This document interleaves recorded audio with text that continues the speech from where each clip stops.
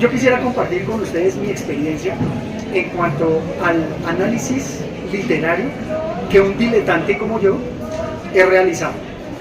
Yo tengo un canal de YouTube que se llama El Bibliófilo, pues acá también aprovecho para compartirlo y exponerlo, donde yo exploro lo que me dejan las lecturas. Y es que realmente, como bien lo mencionaba César anteriormente, las lecturas son multidimensionales. Un autor puede tener en mente un objetivo y no necesariamente ese objetivo es el que se materializa o el que otro lector en otro momento extrae de él. Con base en eso es que yo he planteado en mi experiencia, y por eso me gusta la palabra diletante, que en algunas ocasiones se ha transmitido como algo peyorativo, en donde se tiende a dar preferencia en todas las ocupaciones, incluso en las deportivas. Cuando alguien es amateur, bueno, no le tenemos tanto respeto como a alguien profesional. De la misma manera, para los escritores sucede lo mismo. Si un escritor no tiene el sello de una gran casa editorial, pues seguramente no va a tener tanta acogida como uno que sí goza de ella.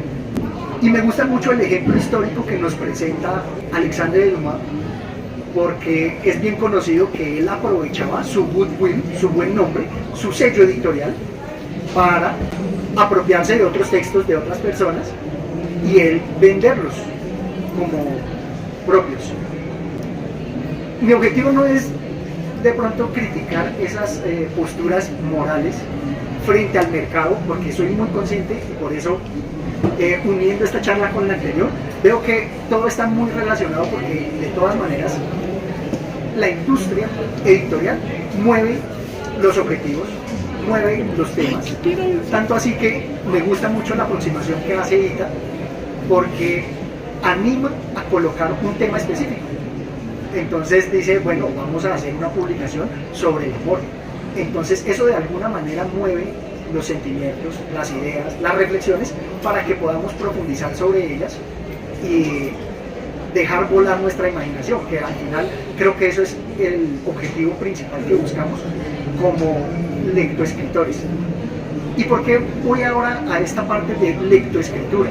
Y que nuevamente a mí me gusta mucho percibir lo que otras personas también mencionan. Y es algo tan importante como lo que mencionaba César, en donde en la actualidad creo que sí estamos inundados de muchos textos. Yo me atrevería a asegurar de que hay más escritores que lectores. ¿Por qué? Ahorita hay muchas herramientas y con base en mi experiencia con el bibliófilo, uno encuentra que hay muchos influencers o youtubers que hablan de libros y hablan de una manera como si no lo leyeran. Y voy a explicar un poco más eso porque me ha generado bastantes controversias, incluso con internautas que me dejan sus comentarios. Porque de hecho hice una crítica muy fuerte a Irene Vallejo con El infinito en un mundo, que también está relacionado con lo que mencionaba César en la evolución de la escritura. Pero creo que hemos llegado a una decadencia que a mí se me hace palpable, en donde pensamos más en escribir, en inundar el mercado, en vender publicaciones, que en realmente tomarnos la molestia de leerlos. Y me apoyo un poco en un video que vi de Facebook, no sé si ustedes lo han visto, son unos periodistas argentinos que hablan de el haber leído y el leer, donde destacan que parece que lo más importante en nuestra sociedad es el haber leído. Entonces, tú ya leíste este libro, muy bien. Tú ya leíste el Quijote, qué bien. Ya leíste Moby Dick.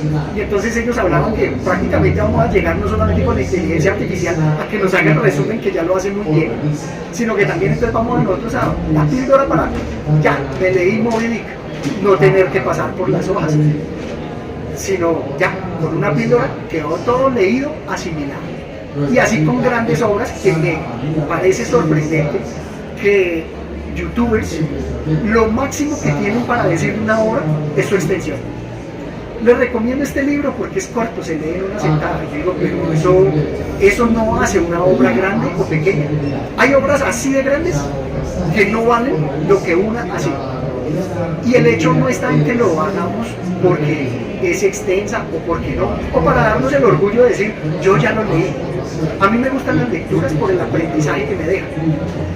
Por eso en mi experiencia personal prefiero definirme más que como escritor, como un gran lector, pero no cualquier lector, un lector crítico, un lector que está en la capacidad o que se va entrenando, como dice Borges, porque muchas veces no es que una obra esté preparada para nosotros y entonces yo la dejo porque no está hecha para mí. No, uno, así como un deportista, se entrena y entonces si se va a medir con Don Quijote de buenas a primeras, seguramente no le va a sacar el mismo provecho que si se va entrenando con otras obras hasta que ya adquiere el músculo que le permite disfrutar una obra de ese calibre.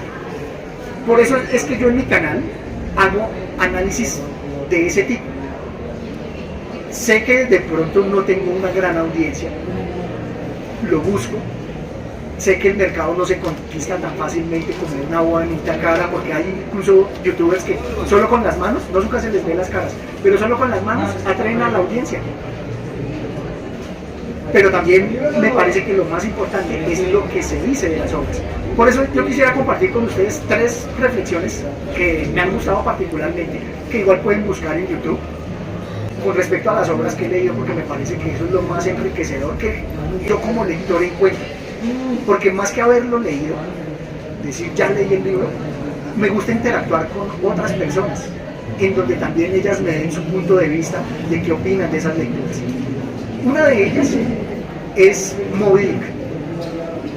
Con esa obra me pasó algo muy particular y a riesgo de que suene un poco pedante, porque también me lo ha dicho mi hermana, en que muchas veces en la forma como me expreso pareciera que yo estoy en un nivel superior de educación al de los demás, que en ningún momento he tratado de transmitir eso, pero trato de compartir eso y que también cosas que me parece que me deben llenar de orgullo, porque no cualquiera extrae ideas de una lectura.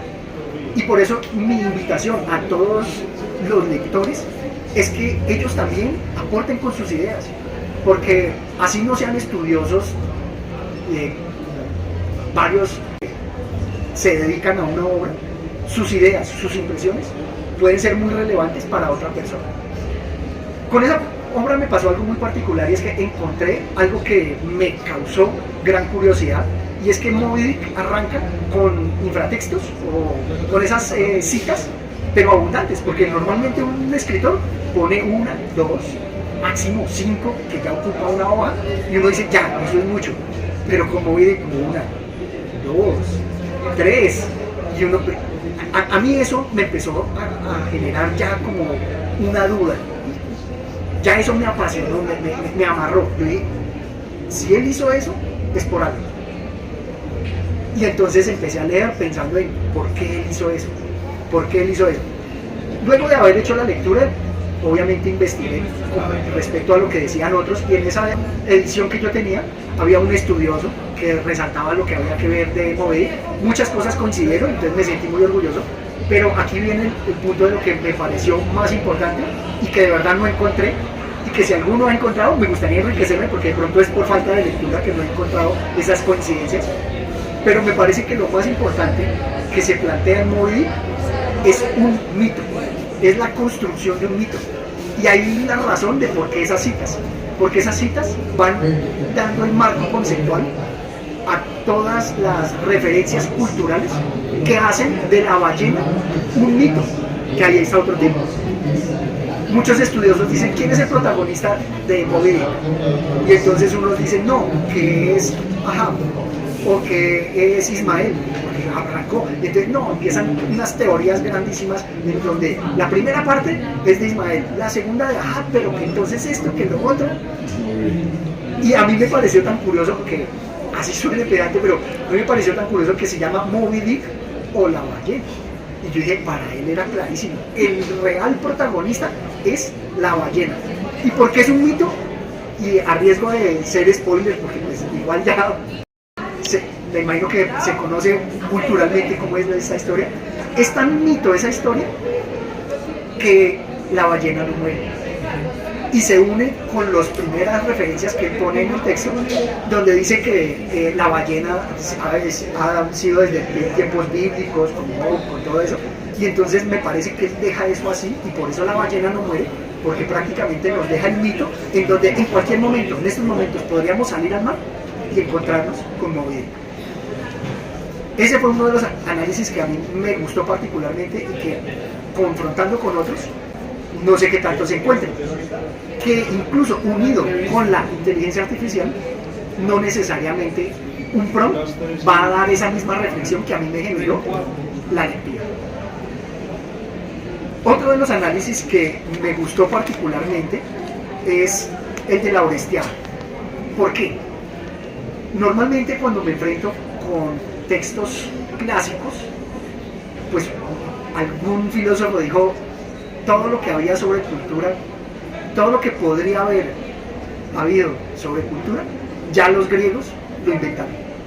Y me parece muy curioso que ellos de verdad tienen una profundidad, como dice, increíble cómo llegaron a tal profundidad. La Orestiada en particular me gustó mucho porque para mí ha sido de gran preocupación en mis lecturas los temas de la justicia.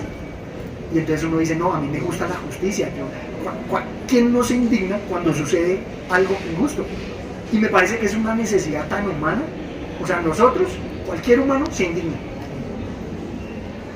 Pero me pareció que la Orestiada nos presenta el rasgo fundamental de la justicia al ser humano y que, en pocas palabras, yo le entendí, a Esquilo yo le entendí, que la justicia es imposible porque depende del poder. La Orestiada básicamente nos relata la historia de Orestes, en donde su papá fue el gran héroe Agamenón, fue a la guerra. Cuando llegó, su esposa lo estaba esperando, le había puesto sus cuernos y lo estaba esperando para matarlo. Lo mató infamemente y entonces ahí empieza el dilema de Orestes, donde dice, yo debo apoyar a mi mamá, porque mamá solo hay una, o debo recriminarle la injusticia que cometió con mi papá, que también es mi papá. Y entonces él, a pesar de cometer, digamos, esa venganza, esa limpieza de sangre a través de su mamá, luego lo persiguen las furias. Lo persiguen, y si ustedes se dan cuenta, ahí empiezan los temas que analizo y que me gustaría que compartieran, que lo vieran en el bibliófilo, varios elementos donde se muestra de por qué la justicia depende del poder, que ya estaban en esa obra. No sé si alguien más lo haya presentado, me dejan los comentarios para enriquecerlo, pero me pareció muy curioso que Orestes tiene que irse de su tierra. ¿Por qué? Porque una justicia en su propia tierra hay un desnivel de poder. Primer rasgo, ¿cierto? Segundo, él se va, recorre y esta trilogía de las obras de Esquilo se hicieron como una exaltación a los juicios que se iban a dar en Atenas y por eso él se encomienda a la diosa Atenea. Pero si ustedes se dan cuenta, Atenea también entra en el juego del poder, porque ella tiene el poder, primero, de la sabiduría y segundo, tiene el gran poder de, por decirlo así, trasladar el sujeto de la injusticia del victimario al juez. Desde ahí ya se ven. Y miren que eso sucede, me parece que es algo tan característico que en la actualidad lo podemos seguir viendo. Cuando vemos algo injusto, hay una víctima, un victimario, pero si este victimario sale absuelto, como ha pasado con varios criminales que no quisiera profundizar, pero que han sido absueltos, ¿contra quién se va ahora el juego de poder? ¿Contra el juez o contra los jurados? Y por eso ahí empiezo pues a desarrollar esas ideas que me generó esa lectura, que incluso están muy arraigados en toda la cultura de la Edad Media, porque la justicia nunca ha dejado de ser un rasgo fundamental del poder. Tanto así que en la Edad Media las razones se ganaban a la fuerza de las armas.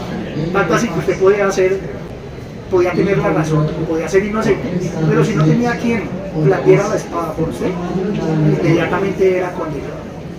Entonces, ese tipo de riqueza que me da la lectura de los libros es lo que más me apasiona. Es como esa conversación con el autor. ¿Sí? Pero es una conversación, y aquí lo matizo un poco, porque me gusta mucho Borges, me parece que fue un genio. ¿Y por qué lo matizo? Porque es que es una conversación con un autor, pero es el autor que se inventó su autor. ¿Sí? Borges decía, ¿quién soy yo? Yo soy Borges, pero no soy el Borges que conocen de forma privada, sino el Borges que yo creé. Y eso, pues, es genial, y la genialidad está no en, qué tan ocurrente, o qué cosa tan insólita, sino porque de verdad tiene unos mensajes profundísimos que nos llevan incluso a esa comparación de Borges, que usó un seudónimo real con el propio uso de los seudónimos en varios autores, en donde también se ve ese juego de con quién estamos hablando. Por eso yo, de hecho, en mi charla ni siquiera comenté quién soy yo, porque, como les digo, yo prefiero definirme como el bibliófilo, y más que como escritor, como lector, porque insisto que la lectura es lo que nos hace diferentes. Y ante tanta abundancia que hay de textos, porque hay muchísimos, de todos los calibres, me parece que está en nuestras manos dedicar el tiempo a lo que realmente queremos y no a lo que nos imponga una moda, un youtuber o la misma sociedad, porque también la sociedad impone cosas, así como el poder nos dice a quién debemos leer y a quiénes no. Y por eso quería como compartir la última de mis reflexiones, que de verdad me causó mucha curiosidad, y donde utilicé la inteligencia artificial para corroborar algo. Y es que al leer La invención de Morel y Plan de fuga de Adolfo Bioy Casares, me sentí transportado, y a mí me gustan mis lecturas siempre hacer lo que creo que era Derrida, decía que lo más importante que está en los textos no está en las letras, sino en los mapas. Y es porque los textos siempre se combinan, se conversan. Y leyendo a Bioy Casares, se generó esa conversación íntima con Mary Shelley en Frankenstein. Tanto así que tengo en preparación un artículo que espero se vea a la luz pronto, y me apoyé en la IA para tratar de corroborar si alguien más ya lo había pensado. Porque si ustedes comparan esas dos obras, se ve que tienen los mismos elementos. Los elementos de la caída, es decir, ese sentirse defraudado o castigado por hacer uso irresponsable de la tecnología, esa soledad del creador, porque el creador, y volvemos al autor, que es lo grandioso de Frankenstein, como el autor de otro ser, de otra criatura, es fácilmente asimilable a otro autor, quien escriba y deja en un libro no sus ideas, que son para nosotros nuestros hijos. Y al ver esa relación tan íntima, pues me gusta, y por eso animo a toda mi audiencia siempre a que relacionen lecturas, porque la relación que yo hice se da de una forma como tan existencial, es solo mía por mi formación, por mi vivencia, hasta por ese día cómo me fue, que es diferente a lo que vivió otra persona y que puede generar relaciones con inmensas lecturas que esa persona tiene. Entonces, esa es mi invitación a que todos seamos más que escritores, lectores, y más que lectores, lectores críticos. Muchas gracias.